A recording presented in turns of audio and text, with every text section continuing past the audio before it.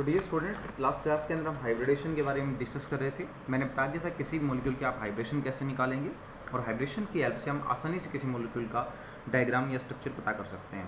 जैसे for example अगर आपसे कोई पूछ ले कि बताओ SF6 जो होता है उसमें सल्फर की हाइब्रिडेशन क्या होती है, तो मैंने कहा था सबसे पहले सेंट्रल मेटल एटम उठाओ। सेंट्रल एटम कौन है? सल्फर, क्योंकि मैंने कहा था hydrogen and fluorine central atom हो नहीं सकते, तो सल्फर सेंट्रल एटम होगा जिसका एटॉमिक नंबर होता है 16। इलेक्ट्रॉनिक कॉन्फिगरेशन ड्रॉ करो इसकी, तो 1s2 2s2 2p6 क्या हो जाएगा 3s2 3p4 इसकी इलेक्ट्रॉनिक कॉन्फिगरेशन हो जाएगी। बेटा आपको पता होगा 3p के बाद हमेशा कौन सबसे आती है 3d आती है, ठीक है। अब ये लास्ट वाली है, तो यहाँ क्या हो गया 3s2, लास्ट में क्या हो गया 3p4 और 3d के अंदर क्या हो गया 0। अब 3s में कितने इलेक्ट्रॉन है? 2 इलेक्ट्रॉन है। 3p में कितने इलेक्ट्रॉन है बेटा? 4, तो 2 2 एक 3 और एक 4। 3d पूरा का पूरा क्या पड़ा हुआ है? बिल्कुल एम्प्टी पड़ा हुआ है। तो this is 3s, this is 3p and this is 3d। अब मैंने एक बात कही थी कि सर हाफ फिल्ड ऑर्बिटल ही सिर्फ बॉन्ड बना सकते हैं। अब यहाँ सल्फर के साथ कितने फ्लोरीन बॉन्ड बना रहे हैं? 6 फ्लोरीन बॉन्ड बना रहे हैं। तो 6 बॉन्ड बनाने के लिए यहाँ क्या खाली होने चाहिए? 6 ऑर्बिटल खाली होने चाहिए। तो पहले जो होती है उसको केमिस्ट्री में बोलते हैं ग्राउंड स्टेट। क्या बोलते हैं उसको? ग्राउंड स्टेट बोलते हैं। तो ये तो क्या है? ग्राउंड स्टेट इलेक्ट्रॉन कॉन्फिगरेशन है। अब 6 बॉन्ड बनाने के लिए क्या होगा? 6 हाफ फिल्ड ऑर्बिटल बनाने के लिए एक इलेक्ट्रॉन जंप करके यहाँ से यहाँ जाएगा, एक इलेक्ट्रॉन जंप करके यहाँ से यहाँ जाएगा। जैसे एक इलेक्ट्रॉन जंप करके यहाँ से यहाँ चला गया तो यहाँ भी एक खाली ऑर्बिटल हो गया। बेटा एक यहाँ से जंप करके चला गया तो यहाँ भी एक खाली, ये एक ऑलरेडी वैकेंट है। एक यहाँ से यहाँ गया तो एक ऑर्बिटल तो ये भर गया, एक यहाँ से यहाँ गया तो एक ऑर्बिटल ये भर गया। बाकी 3 ऑर्बिटल यहाँ पर क्या है 3D के खाली पड़े हैं। तुम टोटल सोच के बताओ टोटल कितने ऑर्बिटल हो गए? तो केमिस्ट्री कहते हैं टोटल बेटा 1 3 4 और 2 6 ऑर्बिटल हो चुके हैं। तो एस सब सेल का तो एक ऑर्बिटल है, पी के कितने ऑर्बिटल हैं? 3 है, और डी के कितने ऑर्बिटल हैं? 2 ऑर्बिटल हैं। मैंने कहा था ये जितने भी ऑर्बिटल जिनमें इलेक्ट्रॉन भरे होते हैं ये सारे के सारे हाइब्रिडेशन में पार्टिसिपेट करते हैं। तो एक तो एस का पार्टिसिपेट कर रहा है, 3 पी के पार्टिसिपेट कर रहे हैं और 2 डी के पार्टिसिपेट कर रहे हैं। हाइब्रिडेशन क्या हो जाएगी? sp3d2। केमिस्ट्री कहती है जब sp3d2 हाइब्रिडेशन हो तो ज्योमेट्री कैसी होती है? ऑक्टाहेड्रल। क्या ज्योमेट्री होती है? ऑक्टाहेड्रल ज्योमेट्री होती है। साथ में आप ये कह सकते हैं बेटा ऑक्टाहेड्रल ज्योमेट्री आपको पढ़ाया गया होगा, ऑक्टाहेड्रल कह दो, या इसी ज्योमेट्री को हम एक और नाम से जानते हैं दैट इज सुकेयर बाइपिरामिडल। इस ज्योमेट्री को सुकेयर बाइपिरामिडल ज्योमेट्री भी कहा जा सकता है। सबसे पहले यहाँ क्या बनाया जाएगा? सुकेयर। तो सबसे पहले हमने क्या बना दिया बेटा? सुकेयर बना दिया। एक पिरामिड ऊपर लगा दिया, एक पिरामिड नीचे लगा दिया। तो सल्फर तो आ गया सेंटर में, fluorine fluorine fluorine fluorine fluorine and fluorine. तो ये आपके पास क्या बन गई? इसकी ज्योमेट्री बन जाती है, ठीक है। तो this is the hybridization and this is the geometry. अब 1 मिनट के लिए अगर देखा जाए तो ठीक है, ये तो आपने डिस्कस कर लिया हाइब्रिडेशन और ज्योमेट्री कितनी होती है। लेकिन हमें अगर कोई बॉन्ड दे दे तो हम बॉन्ड की हेल्प से भी हाइब्रिडेशन बता सकते हैं। वो कैसे बता सकते हैं? देखो बेटा आपको मैंने पढ़ाया होगा, क्या पढ़ाया होगा कि 2 चीज़ों के बीच में अगर सिंगल बॉन्ड है तो सिंगल बॉन्ड को सिर्फ क्या बोलते हैं? सिग्मा बोलते हैं। अगर 2 चीज़ों के बीच में डबल बॉन्ड है तो एक सिग्मा होगा, बचा हुआ एक क्या होगा? पाई होगा। अगर बेटा ट्रिपल बॉन्ड है तो एक तो बीच वाला तो सिग्मा, बाकी के दोनों बॉन्ड क्या होंगे? आपके पाई बॉन्ड होंगे। मैंने ये तो पढ़ाया होगा सिग्मा और पाई बॉन्ड कब बनता है? जब हेड टू हेड ओवरलैपिंग होती है तो कौन सा बॉन्ड बनता है? सिग्मा। और जब साइड वाइज ओवरलैपिंग होती है कौन सा बॉन्ड बनता है? पाई। पढ़ा चुका हूँ ये। तो बेटा सिंगल होगा तो हमेशा सिग्मा, डबल होगा तो एक सिग्मा एक पाई, ट्रिपल होगा तो एक सिग्मा और 2 पाई। केमिस्ट्री कहती है जितने सिग्मा बॉन्ड होंगे तो नंबर ऑफ सिग्मा बॉन्ड, जितने सिग्मा बॉन्ड होंगे वही कंपाउंड के अंदर क्या होगी? हाइब्रिडाइजेशन। क्या होगी? वही कंपाउंड के अंदर हाइब्रिडेशन होगी। जितने सिग्मा बॉन्ड होंगे उतने ही। तो मान लो अगर आपसे कोई पूछे कि CH4 में बताओ कार्बन की हाइब्रिडेशन कितनी होती है, तो CH4 का मतलब कार्बन की चारों तरफ 4 हाइड्रोजन जुड़े हुए हैं। अब सिंगल है तो सिग्मा, सिंगल बॉन्ड तो सिग्मा, सिंगल बॉन्ड तो सिग्मा और सिंगल बॉन्ड तो सिग्मा। तो बताओ कितने सिग्मा बॉन्ड है? 4। केमिस्ट्री कहती है 4 सिग्मा बॉन्ड है तो एक तो होगा s ऑर्बिटल का और 3 किसके होंगे? p के। 4 का मतलब एक s और 3 p। तो कंपाउंड में हाइब्रिडेशन कितनी होगी? sp3। मान लो कोई अगर आपको ये कह दे कि भैया यहाँ क्या है? CH3, ये क्या है? CH, डबल बॉन्ड यहाँ पर क्या है? CH2। सबसे पहले अगर आपको कोई पूछे बताओ इस कार्बन की हाइब्रिडेशन कितनी है, इस कार्बन की हाइब्रिडेशन कितनी है और इस कार्बन की हाइब्रिडेशन कितनी है, तो बेटा मैंने आपको बताया था CH3 का मतलब क्या होता है? कार्बन पे एक हाइड्रोजन, कार्बन पे दूसरा हाइड्रोजन, कार्बन पे तीसरा हाइड्रोजन।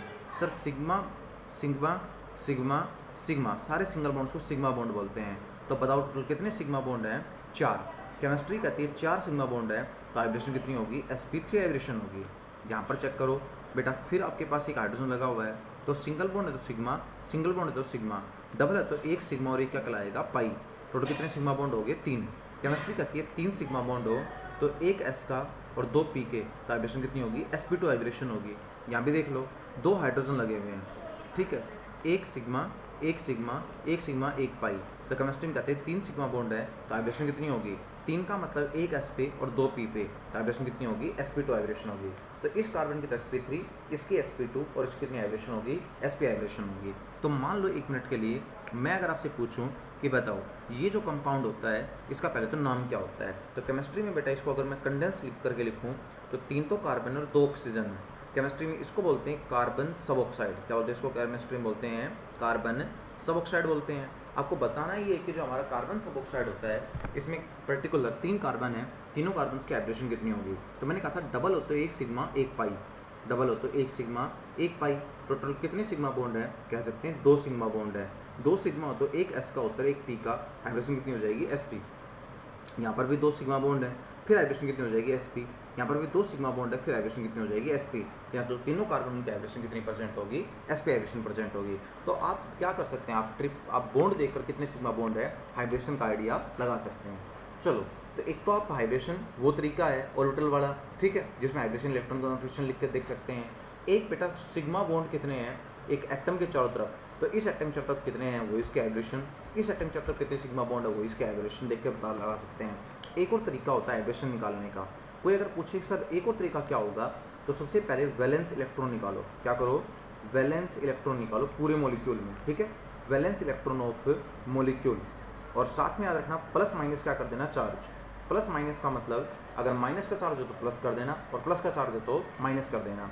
तो वैलेंस इलेक्ट्रॉन निकालो पूरे मॉलिक्यूल के और प्लस माइनस क्या कर दो, चार्ज कर दो। अब पहला केस, अगर if valence electrons are less than equal to 8, अगर वैलेंस इलेक्ट्रॉन्स की वैल्यू है वो 8 से कम या 8 के क्या है, बराबर है, तो क्या करोगे, डिवाइडेड बाई 2, 2 से डिवाइड करोगे। सेकंड पॉइंट कहता है कि if valence electrons are greater than 8 then divided by 8, किस डिवाइड करोगे, 8 से डिवाइड करोगे। ये तरीका होता है किसी भी कंपाउंड में हाइब्रेशन निकालने का। जैसे अगर आपको कोई कहते बताओ CH4 की हाइब्रेशन कितनी होती है, तो 2 मिनट पहले आपने निकाला सिग्मा बॉन्ड की हेल्प से, बट आप वैसे भी देख लो कार्बन का एटम नंबर कितना होता है, बताओ, कार्बन का एटम नंबर होता है 6, इलेक्ट्रॉन कितनी होगी 2 and 4, तो वैलेंस सेल में कार्बन के अंदर कितने इलेक्ट्रॉन आ गए 4।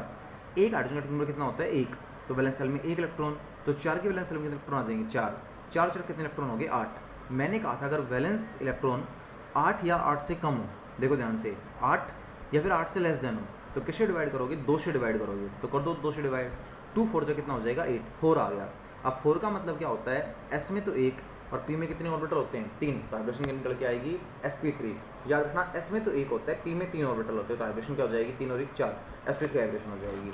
ऐसे तुम्हें अगर किसी और मॉलिक्यूल के बारे में पता लगाना हो हाइब्रेशन, सपोज करो किसी ने अगर आपको ये कह दिया कि सर हाइब्रेशन आपको बतानी है, किसकी बतानी है हाइब्रेशन बेटा, NH3 की हाइब्रेशन बतानी है, तो वो आप कैसे निकालोगे NH3 की, तो नाइट्रोजन एटम में कितना होता है 7, इलेक्ट्रॉन कितनी होती है 2 and 5, तो नाइट्रोजन की वैलेंस सेल में लास्ट सेल में तो 5 इलेक्ट्रॉन हो गए, एक हाइड्रोजन की लास्ट सेल में 1, 3 में कितने हो जाएंगे 3, 5 और 3 कितने हो गए 8, 8 से कम या 8 इलेक्ट्रॉन तो 2 से डिवाइड करते हैं, 2 चो कितना हो गया 8, 4 आ गया, 4 का मतलब S तो 1 और P 3, हाइब्रेशन कितनी होगी sp3 होगी।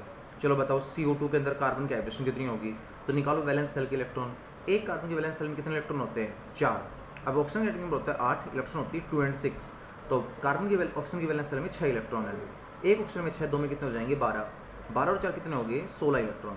अब मैंने कहा था वैलेंस सेल में इलेक्ट्रॉन 8 या 8 से कम हो तो 2 से डिवाइड करोगे, और वैलेंस सेल में इलेक्ट्रॉन अगर 8 से ज़्यादा हो तो किस डिवाइड करोगे 8 से, तो 8 से काटने कितना बचेगा 2 आएगा, 2 का मतलब हो जाएगा S1 और P1, तो कार्बन के पर वाइब्रेशन कितनी होगी sp वाइब्रेशन होगी, ठीक है। मान लो इसी के साथ ही कोई कहते बताओ IF7 की वाइब्रेशन कितनी होगी, IF7 नाम का कंपाउंड है, तो आयोडीन के वैलेंस सेल में 7 इलेक्ट्रॉन होते हैं, एक फ्लोरीन की वैलेंस सेल में भी 7, तो 7 फ्लोरीन में कितने हो जाएंगे 7 7 जा 49, टोटल अगर यहाँ पर देखेंगे तो कितना आ गया बेटा 56 आ गया। अब 8 से बड़ा तो किस डिवाइड करोगे 8 से, 8 7 कितना हो जाता है 56 हो जाता है, हो गया 8 56 7 का मतलब S का तो 1 ऑर्बिटल, P के 3 ऑर्बिटल और बचा हुआ D के भी 3 ऑर्बिटल, आपकी वाइब्रेशन क्या होगी sp3d3 वाइब्रेशन होगी। तो इस तरह से हम वाइब्रेशन क्या कर सकते हैं निकाल सकते हैं, अगर आप चाहो तो किसी भी मॉलिक्यूल का वाइब्रेशन आसानी से निकाल सकते हो, तो ये भी वाइब्रेशन निकालने का एक तरीका होता है। कर लेंगे आप यहाँ तक, ठीक है। तो स्टूडेंट आपको क्या करने हैं, कुछ एग्जांपल्स करने हैं अपनी फेयर नोटबुक में, उनकी हाइब्रिडेशन निकाल के ट्राई करनी है। एक तो SF4 आपके पास कंपाउंड है, एक IF3 आपके पास कंपाउंड है, ठीक है। SF4 IF3, एक IF5 क्या कंपाउंड है, IF5 कंपाउंड है। एक SO2 भी आपके पास कंपाउंड है, एक SO4 2 नेगेटिव भी कंपाउंड है, ठीक है। साथ में आपको मैं एक दो कंपाउंड और भी दे रहा हूँ, यहाँ पर CCl4 भी नाम का एक कंपाउंड है, ओके। और क्या कंपाउंड लोगे बताओ, PF5 भी एक कंपाउंड है। आपको इन सभी कंपाउंड्स की हाइब्रिडेशन निकालनी है। मेरे कोई फ़र्क नहीं पड़ता, चाहे आप इस तरीके से निकालो, चाहे आप सिग्मा बॉन्ड्स को ढूंढ के निकालो, और चाहे आप वो ऑर्बिटल बना के हाइब्रिडेशन लिख के निकालो, हमें कोई फ़र्क नहीं पड़ता, हमें तो हाइब्रिडेशन चेक करनी है। जैसे तुम कहो कि सर इनमें से किसी एक की आप बता दो, तो शायद मैं इनमें से मेरे को लग रहा है ये थोड़ा अजीब सा लग रहा है, इसकी बता देता हूँ मैं खुद, ठीक है। तो SO4 2 नेगेटिव में सल्फर क्या होगा, सेंट्रल एटम होगा, ठीक है। सबसे पहले मैं इसी तरीके से बताता हूँ जो हमने 5 मिनट पहले पढ़ा है। सबसे पहले वैलेंस इलेक्ट्रॉन निकालो, तो सल्फर एटम नंबर होता है 16, इलेक्ट्रॉन कॉन्फिगरेशन होती है 2, 8 और 6। तो सल्फर की वैलेंस में तो 6 इलेक्ट्रॉन आगे 6। ऑक्सीजन की वैलेंस में भी 6, तो 4 में कितने हो जाएंगे, 6 चौके 24। मैंने कहा था जितना चार्ज हो उतना ही अपोजिट कर दिया करो, तो -2 क्या कर देंगे, +2 कर देंगे, +2 है तो -2 कर देंगे। तो 24 और 6 30, और 30 और 2 कितना हो गया, 32 हो गए। अब 8 से डिवाइड कर दो, 8 चौक कितना हो गया, 32। 4 का मतलब क्या हो गया, S1P3, तो इसकी हाइब्रिडेशन कितनी होगी, sp3 होगी। इस तरह से जो मैंने बताया उन सभी की हाइब्रिडेशन ट्राई करनी है। Thank you.